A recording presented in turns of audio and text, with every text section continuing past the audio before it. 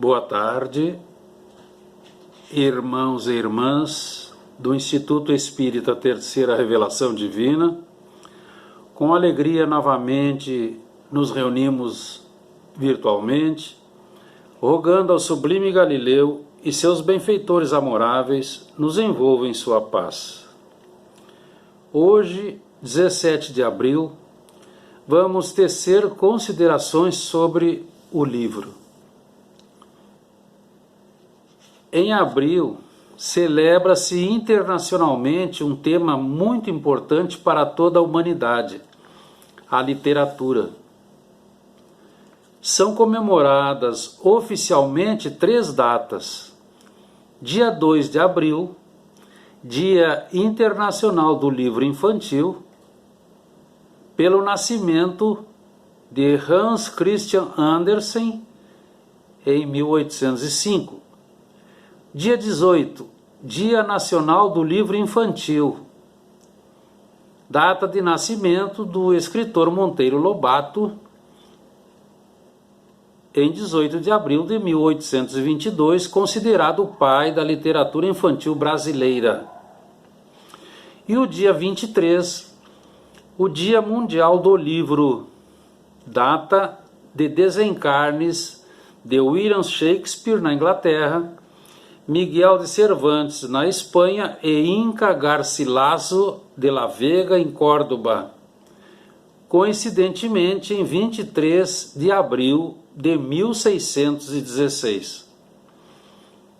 E o Dia Nacional do Livro é 29 de outubro. Então nós vamos apresentar alguns fatos. Recuando a 6.000 anos, encontramos protótipos de livros.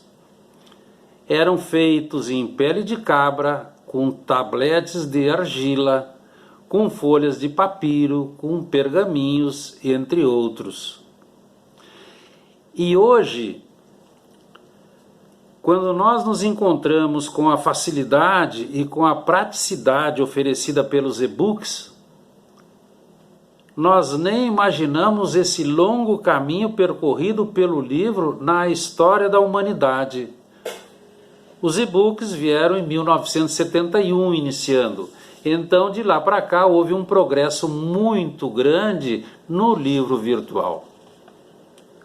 Mas o livro, esse grande e maravilhoso amigo da humanidade de todas as épocas, porque o livro edifica, ele liberta, ele nos ensina, ele nos ajuda e nos renova, porque alarga horizontes, esclarecendo a nossa inteligência, iluminando a razão para vencermos as trevas do mundo materializante. Encontramos no século XV, no Renascimento, a imprensa por Gutenberg. E aí vai acontecer um imenso abalo e uma rapidez com que o mundo começou a pensar. Então começamos a encontrar livros clássicos, modernos, simples, complexos, oferecendo a todos nós condições de melhores soluções, nos libertando sempre. E nós encontramos informações nos dizendo: é fundamental desde o primeiro ano de vida. Também no dia 18 de abril, comemora-se o Dia do Espírita, um projeto de lei apresentado em 2007 na Câmara Federal do Brasil pela deputada do Ceará, Gorete Pereira,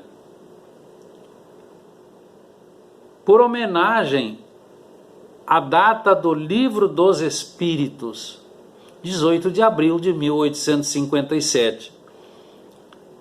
Então nós temos uma comemoração amanhã. Como começa a feitura do Livro dos Espíritos? Após a Guerra de Napoleão, que termina em 1815, o mundo espiritual superior começa a se movimentar para enviar novos missionários ao planeta. Então eles organizaram, num método de observação, os ensinamentos do infinito para todos, em todos os tempos. Era um conjunto de princípios elaborado didaticamente, capazes de lançar a humanidade num novo patamar de evolução espiritual, onde a ciência daria as mãos à bondade, a filosofia edificaria o raciocínio em bases seguras, a religião seria convidada para construir no homem um templo interior, apresentando um gigantesco telescópio, se podemos dizer, para o espírito enxergar os espaços infinitos da pátria espiritual. Porque a palavra de Deus estava esquecida. Era preciso abalar a humanidade por meios persuasivos, pela força das provas. Então, em 1848, começam a surgir os fenômenos de Hydesville, com a família Fox, as pancadas ou raps, saindo da pequena aldeia perto da cidade de Rochester, nos Estados Unidos da América, estendendo-se por toda parte e chegando à Europa, testemunhando a imortalidade e a justiça divina. Mas os espíritos elegeram Paris porque, naquele momento histórico, nenhum país reunia condições culturais e tradições da inteligência humana para um evento de tal magnitude. Em 1854, 1855, o escolhido pelo Cristo decidiu dedicar-se com seriedade ao estudo dos fenômenos psíquicos, para os quais fora convidado a participar como simples observador. Era o que nós conhecemos como mesas girantes ou dançantes. E ele vai então iniciar a gestação do nome Allan Kardec e da própria doutrina espírita aos 50 anos de idade. Esses fatos foram testemunhados por milhares de pessoas, provocados pela espiritualidade para despertar a atenção de todos nós, demonstrando a existência do mundo espiritual e sua interação com o mundo material. Quando Allan Kardec, o excelso missionário, estabeleceu na França, de Flammarion e Victor Hugo, os fenômenos da doutrina espírita, os alicerces científicos e filosóficos que nenhum temporal haveria de abalar, porque construídos sobre a rocha da lógica e com a argamassa do bom senso, a cortina que escondia o brilho da Boa Nova, esmaecido há 17 séculos, começava a ser afastada. Então Jesus, o Filho de Maria, voltava ao seio da humanidade, retornava ao convívio dos homens para lhes recordar as lições de amor e simplicidade. Ele reencontrava as ovelhas desgarradas, levando a todas mensagens de luz para a edificação íntima.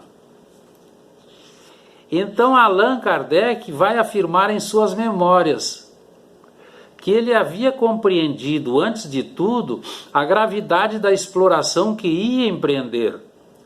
Ele percebeu naqueles fenômenos, ali estava a chave do problema tão obscuro e controvertido do passado e do futuro dos homens. Era a solução que ele procurara em toda a sua vida, segundo afirmações contidas nas suas obras. Isso ocasionaria uma revolução nas ideias e nas crenças. E mais tarde, quando ele viu que tudo aquilo formava um conjunto e tomava as proporções de uma doutrina, ele teve a inspiração de publicar para a instrução de todos. E ele vai continuar nos afirmando: E foi da comparação e da fusão de todas essas respostas, coordenadas, classificadas e muitas vezes refeitas, no silêncio da meditação que formei a primeira edição de O Livro dos Espíritos em 18 de abril de 1857. Afirmações do mestre lionês. Então, num belo domingo, em 18 de abril de 1857, na Galeria d'Orléans, em Paris, momento festivo e solene, ele apresenta a primeira edição de O Livro dos Espíritos, com 501 perguntas e respectivas respostas, elaboradas pelas irmãs Caroline e Julie Baudin, pelas senhoritas Céline Jaffé e Hermance Dufault, jovens com em torno de 15 anos, com o revisor espiritual, o Espírito Luís, São Luís da Igreja. Então, a primeira edição de O Livro dos Espíritos apresentava o assunto distribuído em 2 colunas, 501 perguntas e respectivas respostas estavam contidas nas 3 partes em que então se dividia a obra. Era doutrina espírita, leis morais e esperanças e consolações. Então, no epílogo da primeira edição de O Livro dos Espíritos, Allan Kardec anunciava: o ensino dado pelos Espíritos prossegue neste momento em 15 países da Europa e das Américas, com 30.000 médiuns em mais de 1.000 locais, cuja publicação eles adiaram a fim de termos tempo para elaborá-las e completá-las. Então, o Livro dos Espíritos, segunda edição, agora com 1.019 perguntas e respectivas respostas, foi apresentada em 18 de março de 1860 e tornou-se definitiva. Então, essa obra base de toda a construção, ela se compõe de uma introdução e de 4 partes. A parte primeira são as causas primárias, vai falar de Deus. A parte segunda vai falar do mundo espírita, o mundo dos espíritos, e que tem a maior parte do livro, algo em torno de 50 e poucos %. A terceira parte vai tratar das leis morais, de onde sai o Evangelho segundo o Espiritismo. A quarta parte trata das esperanças e consolações. E nós temos também uma conclusão. Exatamente nesse aspecto é que foi elaborado. E dessas 4 partes, então, nós temos o céu e o inferno, a justiça divina, o Evangelho segundo o Espiritismo, já falamos, o Livro dos Médiuns, que é a ciência espírita, e as causas primárias, que vai tratar de Deus. Então, os assuntos tratados na obra, com a simplicidade e a segurança da verdade, distribuíram-se homogeneamente, constituindo um panorama geral da doutrina desenvolvida nos demais volumes da codificação que nós vimos há pouco, resultando unidade de princípios e conceitos, contendo o resumo da sabedoria milenar dos povos, ordenadas no mundo espiritual. Então, no plano de O Livro dos Espíritos, do Velho Testamento foram usados os 10 mandamentos. Do Novo Testamento, usados os Evangelhos. compondo de parte religiosa, parte filosófica e parte científica, onde vai tratar da etnografia, da biologia, da ecologia, moral, parte social, do trabalho, da família, da vida social, do progresso, dos espíritos, da vida na Terra e fora dela, do desencarne, dos mundos, da reencarnação, das provas, também das expiações e das missões. É um projeto permanente de educação para a humanidade. Educação pedagógica para o infinito. Em pleno século XIX, Allan Kardec definiu uma ideia espiritualista de forma não dogmática, sem impor nem forçar consciência alguma. Então nós estamos entrando e encaminhando os nossos passos pelo livro espírita, que propõe soluções em torno do antigo problema da felicidade na Terra, porque sugere métodos mais condizentes com o cristianismo, num momento difícil de todos, trazendo esperança e consolação além de instruir. E nós estamos às voltas com a pandemia. E nesse escrínio de luz nós vamos buscar esperança, consolação e resignação. Então, no momento em que a literatura se desumaniza, o livro espírita dissemina o amor e propaga a caridade, dando excelentes oportunidades a todos. Os amigos espirituais vão nos dizer que a maior caridade que nós podemos fazer pela doutrina espírita é a da sua propagação. Então nós precisamos ter bem cientes dessa realidade, estar com toda a certeza possível. Precisamos compartilhar o máximo possível e ao mais longe que possa chegar todas essas verdades que vêm do mundo espiritual. Para quê?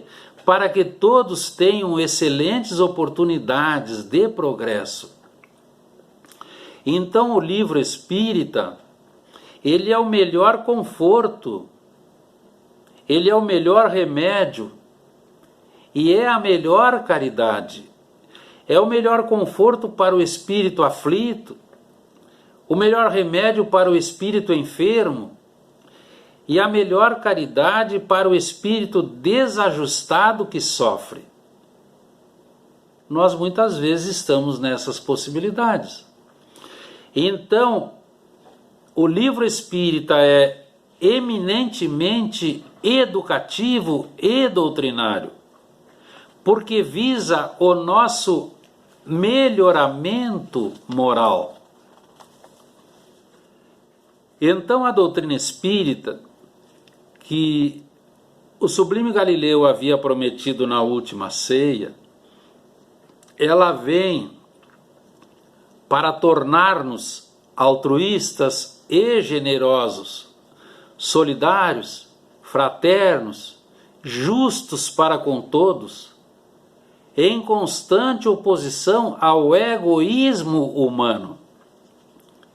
Porque nós temos uma certeza, a doutrina espírita nos informa com muita clareza, nós somos livres para pensar, para interpretar, para nos conduzirmos, para nos expressarmos, e livres até mesmo para errarmos. Logicamente que quando nós fazemos o bem, nós recebemos o bem. É lei de reciprocidade. Mas quando nós erramos, depois nós temos que acertar o erro, o engano, o equívoco, enfim. Porque nós estamos incursos dentro da lei de causa e efeito, lei divina. Então a doutrina espírita, quando bem estudada, quando bem interpretada e bem vivida, é verdadeiro guia e orientador em todas as nossas atividades. Atividades de homem interessado em aperfeiçoar-se e ser útil à comunidade onde vive. No Livro dos Espíritos nós temos uma questão clássica, 9:19. Conhecimento de si mesmo. O homem interessado em aperfeiçoar-se, ele precisa conhecer a questão 9:19 para introjetar aquele ensinamento, aí conhecer-se, dominar-se, vencer-se e ser útil. Então é um aprendizado iluminativo, de todo instante, liberando toda a sombra, reerguendo esperanças desfalecidas, edificando os trânsfugas do dever e os sofredores saturados de remorsos. Nós encontramos também no Evangelho segundo o Espiritismo, lá no capítulo 17, onde Kardec coloca um dos ditos do Mestre, sede perfeitos, nós vamos encontrar o item do homem de bem. E nós precisamos compreender, introjetar e executar. O homem de bem faz o bem pelo bem. Ele, acima de tudo, ama o próximo porque ele se ama. Então, em todas as oportunidades, em todos os momentos, em todos os instantes, ele pratica a lei de justiça, de amor e de caridade.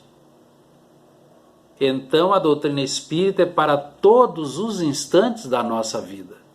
Não é para alguns determinados momentos. É nesse aspecto que os amigos espirituais vão nos dizer: à medida que nós crescemos em conhecimento, mais compreendemos o valor do tempo e das oportunidades que Deus nos proporciona. Reconhecemos então a imprudência de gastarmos recursos preciosos em discussões estéreis e caprichosas. Porque a maior finalidade da escola humana é erguer do mundo, após laborioso trabalho e aprendizado, o espírito vitorioso. Apliquemo-nos então a estudos sérios, a leituras edificantes, que nos aprimore a inteligência e nos ilumine espiritualmente.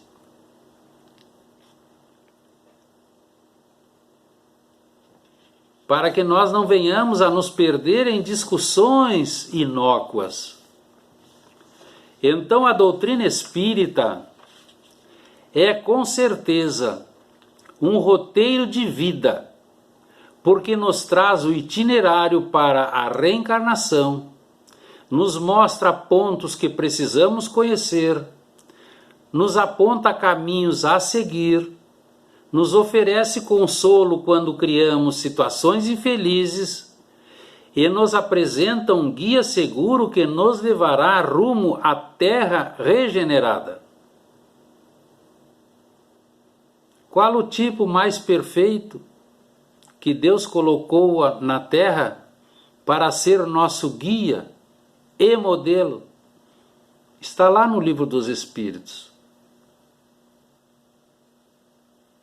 E eles apenas respondem: Jesus. O modelo é para ser copiado. O guia é para ser seguido.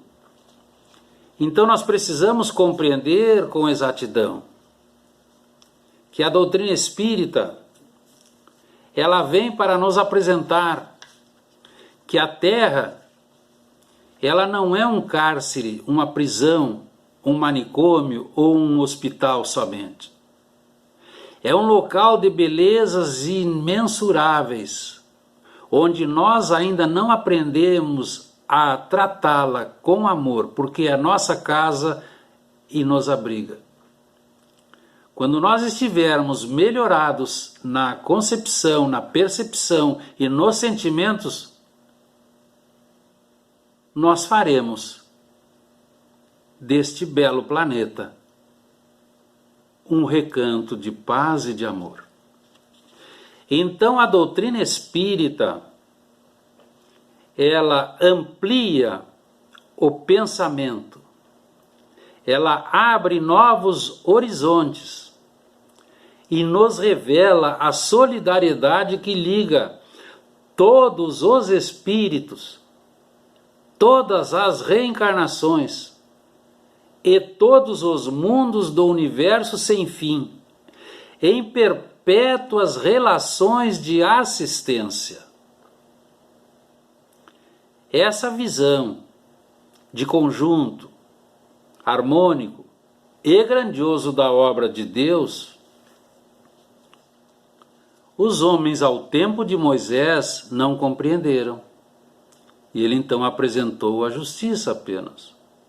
Os homens ao tempo do sublime Galileu não compreenderam.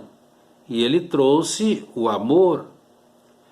Então as vozes dos céus trouxeram a promessa que ficaria eternamente conosco.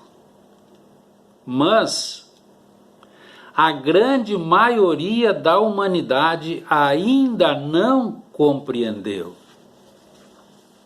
que Deus a ninguém abandona nem desampara.